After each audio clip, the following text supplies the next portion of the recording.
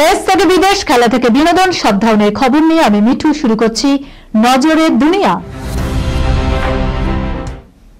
ত্রিবেণী সঙ্গমে স্নান করা পুণ্যার্থীর সংখ্যা 50 কোটি পার, বিশ্ব রেকর্ডের পথে মহাকুম্ভ। ইতিমধ্যে ত্রিবেণী সঙ্গমে স্নান করা পুণ্যার্থীর সংখ্যা 50 কোটি পেরিয়ে গিয়েছে। বিশ্ব রেকর্ড গড়ার পথে মহাকুম্ভ। এবারে 144 বছরের পুণ্যতিথিতে আয়োজিত হয়েছে এই মহাকুম্ভ। শনি ও রবি বৃহস্পতির অবস্থানের উপর ভিত্তি করে এই তারিখ তৈরি হয়। রেকর্ড যাচাই করতে এসে পড়েছেন গিনেস বুক অফ ওয়ার্ল্ড রেকর্ডের কর্তারাও। প্রশাসনের তথ্য বলছে, মাঘী পূর্ণিমা তিথিতে স্নান সেরেছেন 2.1 কোটি। বৃহস্পতিবার 85.46 লক্ষ স্নান করাই পারা হয়েছে 49.14 কোটি। শুক্রবার সব মিলিয়ে সংখ্যাটা ছাড়িয়েছে 50 কোটি, যা বিশ্বের সর্বকালীন রেকর্ড। আরও একটি শাহী স্নান বাকি। এই নিরিখে কুম্ভ নিজেই প্রতিদিন রেকর্ড ভাঙছে। অন্য আরও 4টি বিশ্ব রেকর্ডের প্রস্তুতিও রয়েছে। এদিন একদিনে 10 কিমি লম্বা জায়গায় সাফাইয়ের হাত লাগালেন 15,000 কর্মী। জানা গেছে, শনিবার নদীতে নেমে সাফাই করবেন 300 জন একসঙ্গে। রবিবার ত্রিবেণীর পথে চলবে 1000 ই-রিকশা। সোমবার 10,000 লোকের হাতে ছাপ নেওয়া হবে।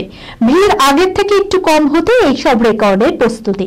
সাধুরাও চলে গিয়েছেন নিজেদের আখড়ায় বা অনেকে অযোধ্যা বারাণসীতে। এই সাধু মহত্তাদের স্নান করা জলে নেমে স্নানেই নাকি বেশি পুণ্য লাভ, এই বিশ্বাস শুনিয়েছেন শাহিদ হনুমান মন্দিরের এক সেবায়েত।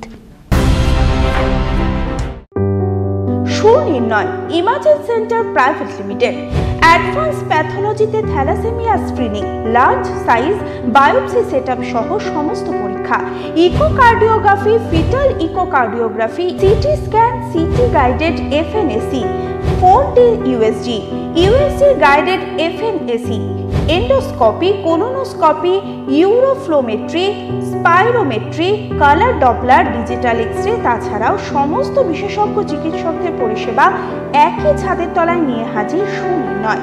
ঠিকানা 126/1 পিলখানা রোড, রানীবাগান, বহরমপুর, মুর্শিদাবাদ। বিশদে জানতে যোগাযোগ করুন 8373049252 7547900377। শক্তিশালী ট্রাম্পই পারেন পুতিনকে চাপে ফেলতে। যুদ্ধ বন্ধ করতে আমেরিকা নাকি জেলেনস্কির অস্ত্র। তিনি শক্তিশালী, একমাত্র তিনিই পারেন রাশিয়ার প্রেসিডেন্ট ভ্লাদিমির পুতিনকে চাপে ফেলতে। যুদ্ধ বন্ধ করতে ফের একবার মার্কিন প্রেসিডেন্ট ডোনাল্ড ট্রাম্পের উপরেই ভরসা রাখলেন ইউক্রেনের প্রেসিডেন্ট ভ্লাদিমির জেলেনস্কি। 3 বছর পূর্ণ হতে চললেও দু দেশের এই সংঘাত থামার কোনো লক্ষণই নেই। সমান তালে লড়াই করে যাচ্ছে যুযুধান দুপক্ষই। তবে ইউক্রেন রাশিয়াকে শান্তির পথে ফেরাতে মধ্যস্থতা করছে আমেরিকা। ট্রাম্পের হস্তক্ষেপে পুতিন ও জেলেনস্কি আলোচনার টেবিলে মুখোমুখি হন কিনা সে নিয়ে এখন জোর জল্পনা চলছে। এই মুহূর্তে মিউনিক সিকিউরিটি কনফারেন্সে যোগ দিতে জার্মানিতে রয়েছেন ইউক্রেনের প্রেসিডেন্ট। শুক্রবার এই সম্মেলনে বক্তব্য রাখার সময় তিনি বলেন, আমি মার্কিন প্রেসিডেন্ট ট্রাম্পকে একজন শক্তিশালী ব্যক্তি হিসাবেই দেখি। তিনি যদি আমাদের পক্ষে থাকেন তাহলে পুতিনকে চাপে ফেলতে পারেন। একমাত্র তারই এই ক্ষমতা রয়েছে। পুতিনকে চাপ দিয়ে যুদ্ধ বন্ধ করে দিতে পারেন। রুশ প্রেসিডেন্টের সঙ্গে আলোচনায় বসার প্রসঙ্গে জেলেনস্কি বলেন, আমি এই বিষয়ে ট্রাম্পকে মধ্যস্থতা করার শর্ত দিয়েছি। পারলে একমাত্র উনিই পারেন আমাদের আলোচনায় বসাতে।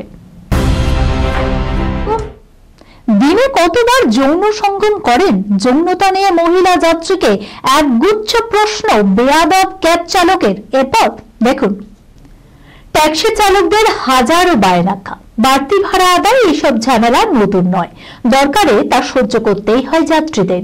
ইদানিং অনলাইন ক্যাবের সুবিধা হওয়ায় এসব উটকো ঝামেলা খানিকটা মিটলেও মাঝে মধ্যে সেখানে হাজারো রকমের অনভিপ্রেত ঘটনা ঘটে। ঠিক যেমনটা হলো দুবাইয়ে।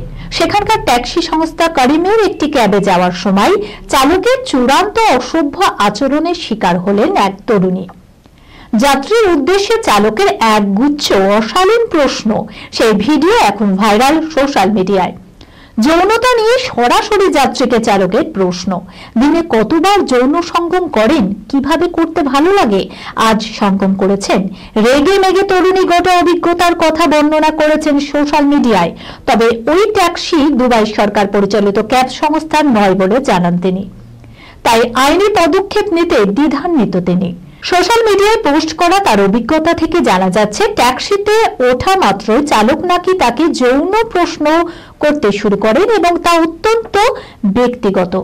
কখনো সেই প্রশ্ন আপনার প্রেমিক আছে, তার সঙ্গে সঙ্গম করেছেন, আবার কখনো আশালীনতার সীমা ছাড়িয়ে সেই প্রশ্ন দিনে কবার করেছেন, কোন কোন ভঙ্গিতে যৌনতা পছন্দ, আজ সঙ্গম করেছেন। এসব শুনে যাত্রা দূরস্ত স্বভাবতই রেগে ক্ষেপে পড়েন ওই তরুণী। এরপরই সোশ্যাল মিডিয়ায় ক্ষোভ উগড়ে দিয়ে তিনি অভিজ্ঞতার কথা সবিস্তারে বর্ণনা করেছেন। প্রেম দিবসে শুভেচ্ছা জানিয়ে বড় চমক দিল সালমান খান।